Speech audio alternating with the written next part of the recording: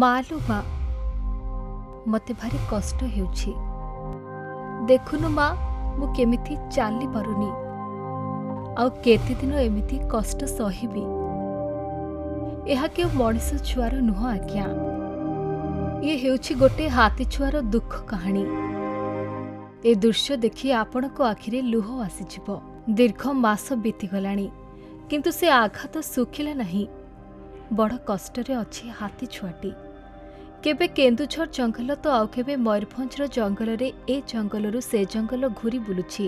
କାହାଣୀ ଅନୁସାରେ 30 ଟିକିଆ ହାତୀପଲ ଜଙ୍ଗଲରେ ବୁଲୁଥିବା ବେଳେ କେନ୍ଦୁଝର ପାଟଣାଗଡ଼ ରେଞ୍ଜର ମୟୂରଭଞ୍ଜ ଜିଲ୍ଲାପଟକୁ ଯିବା ସମୟରେ ତ୍ରିବିନ୍ଧା ବୈତରଣୀ ନଦୀର ଏକ ଟାପୁରେ ଫସିଯାଇଥିଲେ।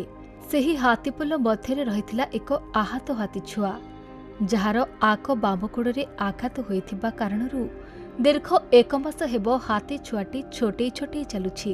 ସେହି ଆଘାତ ଗୋଡ଼ରେ ନଦୀ ପାର ମଧ୍ୟ ହେଉଛି। ମୟୂରଭଞ୍ଜ ଆଉ କେଉଁଝର ମଝିରେ ଯେଉଁ ବୈତରଣୀ ନଦୀ ଅଛି, ସେଟା ଆପଣମାନେ ଦେଖୁଥିବେ ପ୍ରାୟ ଟାଇମ୍ ହାତୀ ଆସୁଛନ୍ତି। କିନ୍ତୁ ଆଜି ଗୋଟେ ଆଶ୍ଚର୍ଯ୍ୟ ଦୃଶ୍ୟ ଦେଖାଗଲା। ରାତି 4ଟା ବେଳୁ ଲୋକ କହୁଛନ୍ତି କି ନଦୀ ମଝାମଝିରେ ହାତୀ ସବୁ ରହିଯାଉଛନ୍ତି। ସେଥିପାଇଁ ଆଉ ସେ ଭିତରେ ଆମେ ଯେହେତୁ ଜାଣିଛୁ କି ଗୋଟେ ଛୋଟିଆ ଛୁଆର ସେ ଗୋଡ଼ ଡ୍ୟାମେଜ୍ ଅଛି କେଜାଣି, ସେଥିପାଇଁ ସେ ହାତୀ ପଳ ଅଛି କୌଣସି ଆଡ଼ୁ ଗୋଟେ ମାନେ ଗତି ନେଇ ପାରୁନାହିଁ। ମୟୂରଭଞ୍ଜ ଆଡ଼େ ବର୍ତ୍ତମାନ ତାଙ୍କ ମୁହିବା ପାଇଁ ଦୃଶ୍ୟ ଅଛି, କିନ୍ତୁ ଲୋକର ଗହଳି ଯେହେତୁ ଚାରିଆଡ଼େ ଅଛି, ଦିନ ବଳେ ସେମାନେ ମୁହିବେ କି ନାହିଁ ସେଟା କହିବାଟା ମୁସ୍କିଲ।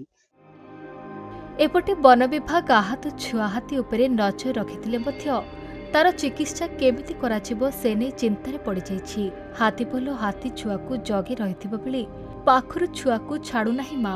ସେମାନଙ୍କ ଭିତରୁ ହାତୀ ଛୁଆକୁ ଅଲଗା କରିବା ବନ ବିଭାଗ ପାଇଁ କଷ୍ଟକର ହୋଇପଡ଼ିଛି।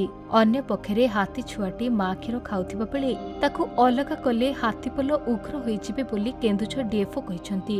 ଅବଶ୍ୟ ଛୁଆଟା ଛୋଟ ହେଉଛି, କିନ୍ତୁ ଯେହେତୁ ସେ ଦଳରେ କ୍ଷୀର ପିଉଛି, ଦଳ ତାକୁ ପ୍ରୋଟେକ୍ଟ କରୁଛି, ତାକୁ ଛାଡ଼ୁନି, ତ ଆମେ ବିକଳ ହେବା ନାହିଁ କି ଛୁଆକୁ ଆମେ କାହିଁ ଟ୍ରିଟମେଣ୍ଟ କରୁନାହୁଁ ବୋଲି।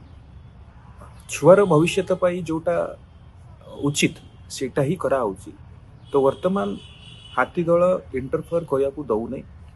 ଯେତେବେଳେ ଲୋକମାନେ ତାକୁ ଦୌଡ଼ାଉଛନ୍ତି ସେତେବେଳେ ଛୁଆଟା ପଛରେ ଯାଉଛି, କିନ୍ତୁ ନ୍ୟାଚୁରାଲ ପେସ୍ରେ ନର୍ମାଲି ହାତୀ ଛୁଆ ଦଳ ସାଙ୍ଗରେ ରହୁଛି, ମା ସାଙ୍ଗରେ ରହୁଛି, ଆଉ ତାର ଦଳ ପୁରା ତାକୁ ପ୍ରୋଟେକ୍ସନ୍ ଦେଉଛି। ତ ଆମେ ଏମିତି ନାହିଁ କି ହାତୀ ଛୁଆ ଆପଣ ସମୟ ସରିଲେ ଆପଣ ତାକୁ ଇଣ୍ଟର୍ନ କରି କିଛି ଲାଭ ହେବନି, ଏମିତି ନାହିଁ। ବର୍ତ୍ତମାନ ଯଦି ଆମେ ତାକୁ ଇଣ୍ଟରଭେନ୍ କରିବା, ଜବରଦସ୍ତି କରିବା ଦଳ ଉପରେ, ସେ ଅପରେସନ୍ ଭିତରେ ହାତୀ ଯେଉଁ ଦଳ ଅଛି ସେମାନେ ବହୁତ ଆଗ୍ରେସିଭ୍ ହେବେ, ଆଉ ଭାଇଲେଣ୍ଟଲି ଅପରେସନ୍ ଟିମ୍ ହଉ या ଆଖପାଖ ଲୋକ ହଉ, ଘର ହଉ, ଜୀବନ ଜମିର କ୍ଷତି କରିପାରନ୍ତି। ତ ସେଥିପାଇଁ ଆମେ ସେଇ ଦିଗକୁ ଯିବା ନାହିଁ। ହାତୀପଳର ତାଙ୍କର ଯେଉଁ ଫ୍ୟାମିଲି ଅଛି, ତାଙ୍କର ଯେଉଁ ହାତୀ ଛୁଆକୁ କେୟାର କରିବାର ପଦ୍ଧତି ଅଛି, ବର୍ତ୍ତମାନ ସେମାନେ କରୁଛନ୍ତି। କେନ୍ଦୁଝରରୁ ମନୋଜ ଖିସିଙ୍କ ରିପୋର୍ଟ, ଖବର ଓଡ଼ିଶା।